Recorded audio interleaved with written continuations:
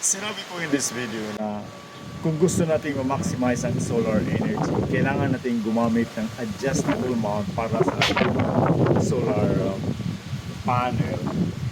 Kasi yung araw ay nag-iba-iba ang posisyon niya sa loob ng buong taon. In this video, sinabi ko yung araw ay nasa south side.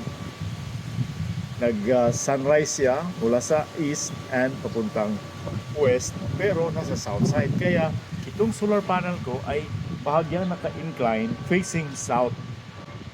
Pero sa ngayon, kung makikita nyo, itong aking solar panel ay medyo nag-flat na.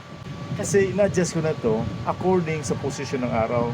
At this moment, nasa March pa tayo, yung araw ay natirik na. Malapit na siya sa gitna. So, yung araw ay nasa nasa uluhan ko. Kung tingnan natin yung araw, nasa direkta, nasa itaas ko. So, hindi na siya nasa right, nasa south na side. And after a few months, especially sa June, dito na naman siya sa northern side. Kaya kailangan ko naman i-adjust adjustable mount pababa para ang ating panel ay doon na sa north side haharap. So yan ang dapat gagawin natin.